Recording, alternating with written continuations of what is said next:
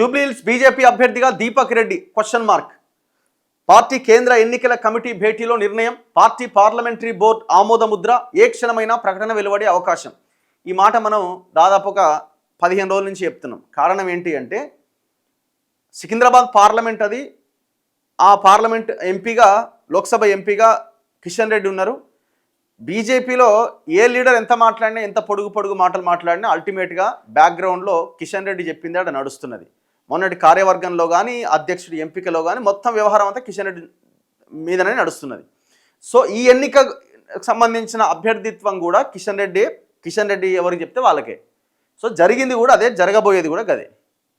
So ఆయన మొన్నటి ఎలక్షన్స్లో 2023 ఎలక్షన్స్లో దీపక్ రెడ్డి అక్కడి నుంచి పోటీ చేసిండు, ఓడిపోయిండు. ఆయన పార్లమెంటుకు సంబంధించిన ఎలక్షన్లో ఈయన కొంచెం గట్టిగా పనిచేసిండు, ఎవరికి, కిషన్ రెడ్డికి. సో కాబట్టి కిషన్ రెడ్డికి దగ్గరి వ్యక్తిగా దీపక్ రెడ్డికే టికెట్ వస్తుంది తప్ప వేరే వాళ్ళకు వచ్చే అవకాశం నాకైతే, నేను ఆ రోజు చెప్పిన 99% ఈయనకే వస్తుందని. సో ఆయనకే ఇవ్వబోతున్నారట. జూబ్లీహిల్స్ ఉప ఎన్నికలో బీజేపీ అభ్యర్థిగా దీపక్ రెడ్డి పేరును పార్టీ జాతీయ నాయకత్వం ఎంపిక చేసినట్టు సమాచారం. ఆదివారం ఢిల్లీలో జరిగిన బీజేపీ కేంద్ర ఎన్నికల కమిటీ సమావేశంలో చర్చించి నిర్ణయం తీసుకోగా పార్టీ పార్లమెంటరీ బోర్డు ఆమోద ముద్ర వేసినట్టుగా తెలిసింది. జూబ్లీహిల్స్లో పోటీ కోసం దీపక్ రెడ్డి, కీర్తిరెడ్డి, పద్మ పేర్లతో కూడిన జాబితాను పార్టీ రాష్ట్ర అధ్యక్షుడు రామచంద్రరావు శనివారమే పార్టీ జాతీయ నాయకత్వానికి అందించారు. ఏ రామచంద్రరావు గారిది జస్ట్ అందించడం వరకే, పేర్లు రాసి సంతకం పెట్టి అంటే పెట్టిస్తాడు అంతే, మొత్తం అంతా కిషన్ రెడ్డిదే. ఆదివారం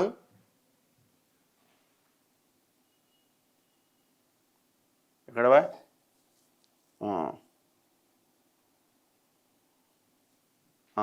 ఆదివారం జరిగిన కేంద్ర ఎన్నికల కమిటీ భేటీలో దీనిపైన చర్చించారు. నియోజకవర్గంలో 1,00,000 మంది ముస్లిం ఓటర్లు ఉన్న నేపథ్యంలో బీజేపీ నుంచి ఎవరిని పోటీగా పెడితే బాగుంటుంది అన్న దానిపై కసరత్తు జరిగినట్టు తెలిసింది. హైదరాబాద్ లోక్సభ స్థానంలో పోటీ చేసిన మాధవీలత అభ్యర్థిత్వ అంశం కూడా ప్రస్తావనకు వచ్చినట్టు సమాచారం. ఇగో ఆమె పోటీ చేస్తే దీపక్ రెడ్డికి వచ్చిన ఓట్లలో సగం ఓట్లు వస్తాయి. ఆమె ఓన్లీ సోషల్ మీడియా స్టారే. ఆమె ఆ సోషల్ మీడియాలో ఆ స్టేట్మెంట్, ఈ స్టేట్మెంట్ ఇచ్చి ఏదో మాట్లాడితే ఏదో 4 వ్యూస్ వస్తున్నది తప్ప ఆమె పబ్లిక్ లీడర్ కాదు.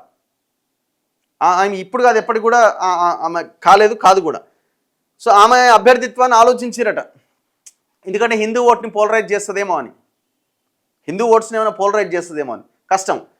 తర్వాత ఢిల్లీలోని బీజేపీ కేంద్ర కార్యాలయంలో ప్రధాని మోదీ అధ్యక్షతన ఆదివారం జరిగిన బీజేపీ పార్లమెంటరీ బోర్డు సమావేశం జరిగింది. ఇందులోనూ దీపక్ రెడ్డి వైపే మొగ్గు చూపినట్టుగా తెలిసింది.